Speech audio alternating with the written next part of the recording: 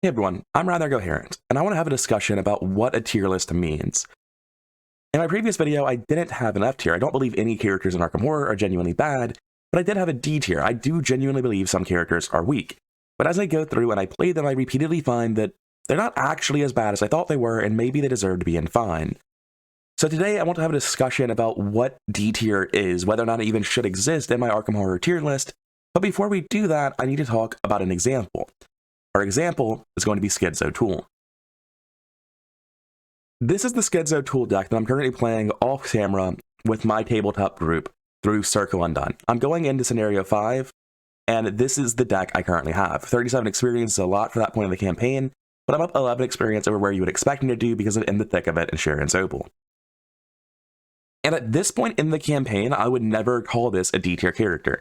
You can see that I'm the main fighter for our group, and once I've set up, which I can do relatively quickly as a green character with easy marks, black markets, and all this economy, I do tend to find that I'm just doing my job well.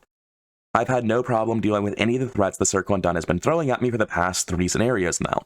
But that's a big part of the discussion, is the past 3 scenarios.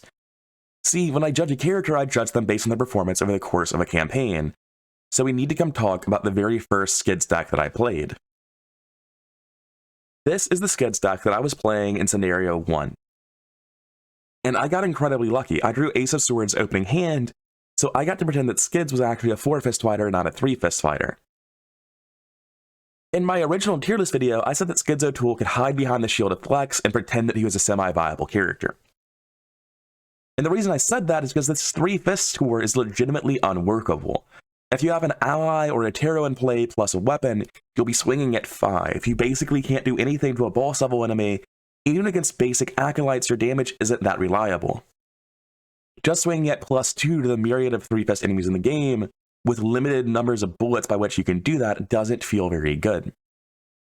It's definitely the case that Circle Undone is a little bit harsher for Skids than several other scenarios may be, because there are plenty of 3 health enemies that I had to deal with, like the goat spawns. But all the same, Skids just felt genuinely unworkable as the main fighter in Scenario 1. I got by, but without the tarot, I'd feel like I had no chance of doing it, and as a main fighter in Scenario 1, he just feels terrible. That's the whole reason I said you should play him as Flex in my original tier list video, but that encounters a different problem. When you build Skids as a Flex character, you have a very different problem. Sure, your team doesn't need to rely on you and your 3 fists at the start of the game, but your card pool is green 5, blue 2, and most of what blue 2 is offering you is encouraging you to go be a fighter. If you don't build as the main fighter, your card pool does much less work than it could have, and you end up with a much weaker character later in the campaign. You won't be awful at the end of the campaign, you'll never be terrible at any point, but you'll always be weak, you'll always be below average. Flex Skids never gets good. But if you do go as a main fighter, you'll eventually build into something like this. You'll have a lot of resources to play with, and when you're using these +2 attack melee weapons and you're setting up with Beat Cops and Ace of Swords, you end up with a character that actually does function as a fighter decently well. But to do that, you have to play this deck, and that's the problem.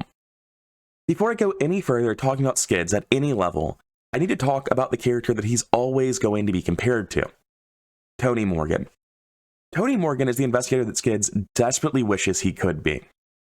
Tony's stat line is literally just Skids' stat line, but you take 2 of his 4 agility and move it into the combat stat. So you go from like a frankly non-viable amount of fists as the primary fighter to having the highest fist a fighter is allowed to have, which is a tremendous improvement to his stat line. Losing the 1 horror soak for health is definitely a way that Tony is worse than Skids, one of the very few. But his ability, Tony's ability, is just comically better than Skids. Tony's ability lets him take an additional action for fighting enemies, and Skids' ability, by contrast, lets you take an additional action if you spend 2 resources. This isn't actually more flexible though. Skids wants to be fighting, he is your fighter. So instead of gaining a resource when you kill the enemy like Tony, you're spending 2 resources, and it only gets you 1 action. If the enemy lives through multiple turns, you have to do that cost again. So you're doing the same thing, but Tony gets paid for it, and Skids is paying for the privilege to do it, despite being much less reliable at the thing he's trying to do. When you compare this deck that went into Scenario 5 of Innsmouth to Tony's deck, or Skids' deck rather, in Scenario 5 of Circle Undone, you can immediately see something. This deck has never spent experience that didn't directly contribute to power here and now. I have never at any point been able to slow down and spend experience on something that felt optional. On the other hand though, this deck for Tony, I bought a Black Fan and Double Double. These are cards that are actually like really strange in the terms of the power curve. Early on in a scenario, these actually make you much weaker. But because Tony's much stronger, he can afford to do that. Whereas with Skids, I'm not even convinced I ever get to buy Double Double. I want to. The deck is set up to make really good use of Double Double, but the idea of spending 8 experience on something that slows down my setup time feels awful. Because the whole reason this deck feels okay is once I've set up, I'm doing my job well. And a big part of what makes Tony feel so strong is that you don't need anything. As Tony, you can do your job with nothing. And as Skids, eventually you're as good as Tony, and I do mean that. In a hypothetical Dreamland scenario, Skids is actually better than Tony. If you're at turn 25 of the final scenario, Skids has access to Ace of Swords and Beat Cop. Those are things Tony doesn't get, and they make up the difference for Skids' lower fist. You get back to where Tony is. You have access to Hallowed Mirror, which is healing, some of the best healing in the game at that, and Tony doesn't. If I can find the ability to put a Double Double in the deck, Double Double Soothing Melody is something unique to Skids. I guess Jenny can also do it. There are things available to Skids that Tony doesn't have, and they meaningfully make him better than Tony in some ways. They just don't make up for the difference that he starts with. And yeah, he's spending his resources to attack instead of just getting to do it for free, or even being paid to do it rather. But in a late game Double Double deck, he'll have infinite resources. Once you're fully set up, Skids is actually as good or better than Tony. Tony's not getting to use these lightning bolts on the Beat Cops. He's not getting to heal himself or his team. But the problem is getting there. Sure, eventually, at the very end of the final scenario, Skids might be outperforming Tony. And even that is weird to me. But in scenario 1, a fully set up Skids is not doing a whole lot more than Tony with any random weapon. And that is such a huge part of the discussion about whether or not Skids belongs in a D tier. In the middle of a campaign, he's fine. In the latter half of a campaign, I actually expect him to be good.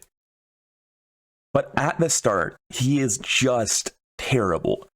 To the point where, honestly, you might want your team to build around the fact that you're playing Skids.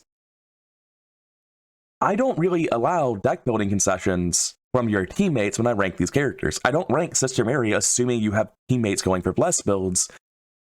And I don't rank Skids assuming you talk to your team and they come into your game playing like Joe Diamond and another flex character tilted more towards combat because their main fighter sucks in scenario 1, and then they upgrade to tilt more towards clues as you become a viable fighter. That does help Skids a lot, but no one else in the game has to talk to their team and ask them to help them with their role in the first scenario. And you could argue that Skids doesn't have to do that he can come in as a flex character in scenario 1 and upgrade into main fighter, but that doesn't work. You need to perform whatever role you're doing from scenario 1 all the way to scenario 8. Otherwise, if you switch roles, your team has some sort of problem somewhere. If you bring Skids into scenario 1 as a flex character, and your team is fine, then when you upgrade him into main fighter, you probably didn't need to do that. You would probably be contributing more to your team if you stayed a flex character. Probably what happens is you brought him as a flex character and you already have a main fighter. Conversely, if your team does need a main fighter and they're glad to see you switching from flex into main fighter in scenario 2, then you made scenario 1 so much harder on your team. They didn't have a main fighter because you weren't doing it. So you can't just role swap from one into the other. You have to talk to your team about that. And no one else in the game is doing this. No one else in the game has this insane stumbling block where if you miss Ace of Swords in scenario 1, you're playing a 3-fist fighter. It's legitimately so bad, and you feel so much more at risk of dying in scenario 1 that I consider not taking Sharon Zobel on Skids and just getting a second Ace of Swords and easy marks because the deck feels so insanely weak in scenario 1. Which brings us back to the tier list and a genuine discussion about whether or not F and D tiers even need to exist. I think an important first step in our conversation about whether or not Skids goes in the D tier and whether or not D tier even needs to exist is to establish that I genuinely don't believe F tier exists in Arkham Horror. I think no character in the game is unambiguously bad if you're trying to optimize them. I think everyone is at worst weak. I think even otherwise boring and uninteresting characters like Jim Culver are just fine. They're definitely not bad, and they're realistically not even that weak. I think almost every character is at least fine. Lola and Skids are the only two characters where I'm not sure if they go in D or C. But with Lola, it's just that she's on the low end of fine, and I'm wondering if maybe she's bad enough that she's weak, or if she does get to live in C tier, and I'm pretty confident that's the case. But with Skids, it's a much more interesting discussion. So first, let's kill off this F tier and put Tony in the chart. I think it's really interesting that Skids and Tony are at opposite ends of the tier list because they're so directly comparable in what they do. Tony is unambiguously one of the best characters in the game, and Skids unambiguously one of the worst ones. But where it gets really interesting to me isn't just that they're similar, it's that over the course of a campaign and over the course of a scenario as he sets up more and more, Skids slowly gets closer and closer to doing what Tony does. Also, I hate that rooster in the background if that's coming through. As I've said over and over again, when I talk about characters' power levels, I rank them based on how they perform over the course of a whole campaign, an average of their worst points to their best ones. And even though it's an incredibly narrow window in time, there is a window in time where Skids is better than Tony. And there's a whole lot of game where Skids isn't great, but he's good. He has a lot of setup time, and for your primary fighter, that sucks. But once he's set up, he's doing really good work. But there's also a point in time when a weak doesn't do it justice. When Skids is your primary fighter and he's an F tier character. He's bad, you wish he was literally anyone else. And you would have liked to have been informed before the campaign that he was going to be your primary fighter, because that would have affected your deck building choices. So Skids is so hard to talk about because of that. More than anyone else, even strange characters like Ginny Barnes that have completely bizarre power curves based on Green Man Medallion. Skids has this power curve that's all over the place, not just from the beginning of the campaign to the end of it, but from the beginning of a scenario to the end of a scenario, depending on just how much setup time he's had.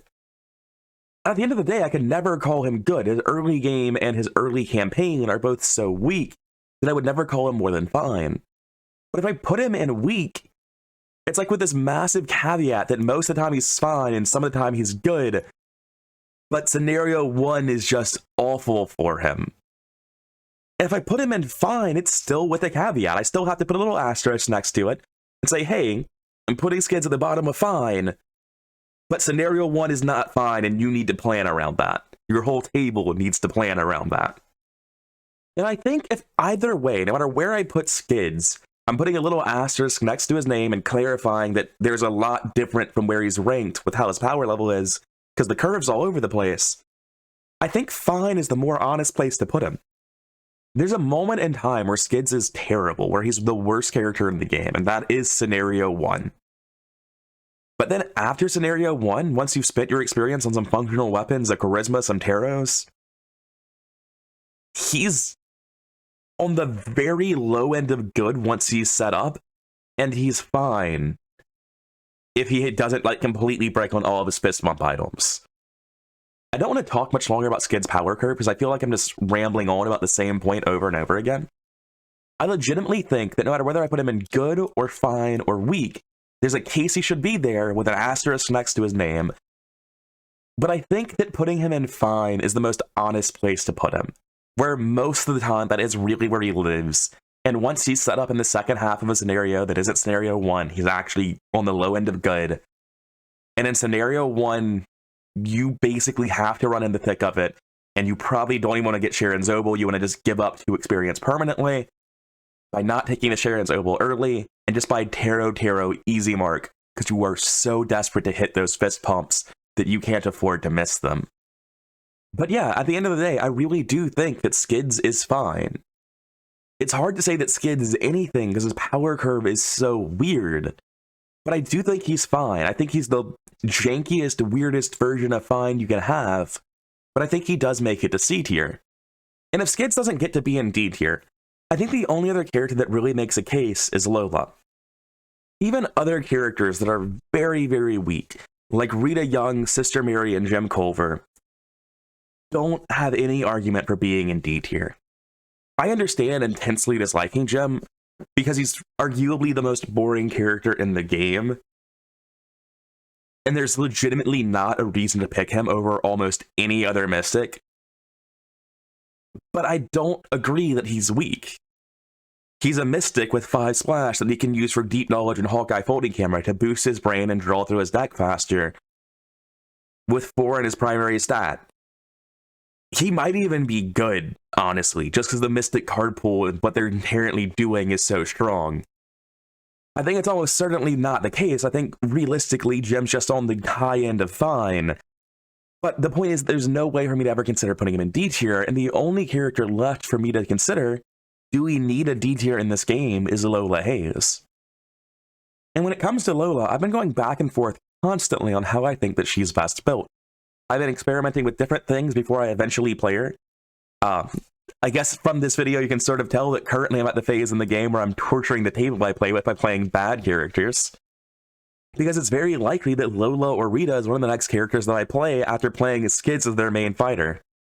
But thinking in the future, trying to figure out what I want to be doing with Lola, it seems like there's a lot of things you can do that are fine as her.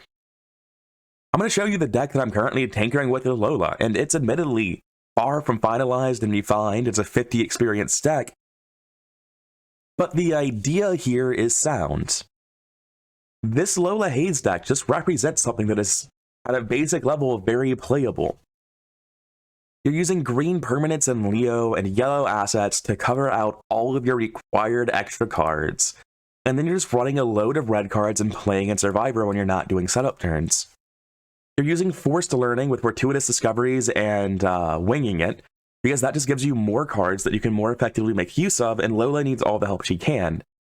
A lot of the time with Lola, one of the big problems she experiences is that she can't really run draw. If she's using yellow at all, she's not going to want to stay in yellow and risk discarding her assets by playing a draw card like Deep Knowledge. So Forced Learning is, in my opinion, the best way for Lola to rapidly search through her deck and find things. And being able to find upside out of it with cards like Winging It and Fortuitous Discovery is very helpful. I'm not sure what the final list should be looking like. I'm pretty sure this synergy package is fucking irrelevant and not a thing I need to think about, because frankly, it's one of the last things I would ever upgrade in this deck, which means that it's not really worth thinking about. It's probably not worth this horror trauma that I'm starting with. It's probably not worth taking short supply and risking discarding critical assets that I lack the ability to recur. But the point of showing you this deck isn't that I believe it's well made or refined or even that Lola is strong, but that the core idea, play in Survivor, using Forced Learning with yellow and green cards as your other classes, just works. And you don't have to stay in Survivor all the time. You can afford to swap out of Survivor occasionally and play an event that just does something incredibly strong now and then move on with your life. And for all I know, maybe the synergy package is actually good in Lola.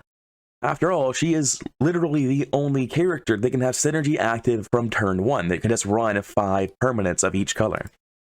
And at the end of the day, I look at this deck, I see Forced Learning, Winging It, Fortuitous Discovery, Drawn to the Flame, Look What I Found, Love and Learn, Lucky, Read the Signs, Sharp Vision. There are just enough ways in the deck to get clues 2 at a time. There's enough book boost in the deck and extra turns with the Leo that at the end of the day, it's just so hard to imagine she's bad or even weak. And it's not that I've never played with Lola and it's all optimism on my part. I tested a game with Lola and Rita, expecting to just like completely fail. And Lola just crushed the game. It was obviously good variants. I was testing them in a very weak scenario. But Lola's a functional investigator. She's fine. And if that's what I believe, then she doesn't go in weak. She doesn't go in D tier. And D tier is vacant. There's nobody left to put in it. So I think that whenever I get around to updating my tier list, I'm not going to have a D tier. I'm definitely not going to have an F tier, but I don't think any of the characters in the game are bad enough. I keep wanting to have C tier. I keep looking at my tier list and wanting to add an F tier and just move everything down substantially to better show comparative power levels. But the fact is that moving everyone down means I have to change the meaning of these things.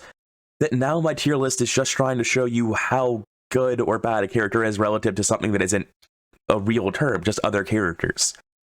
And the fact is, it's far more valuable to have the tier lists tell you how well does the character perform compared to Arkham Horror. When you put them in a scenario, how do they do? Are they broken? Are they fine? Are they just good?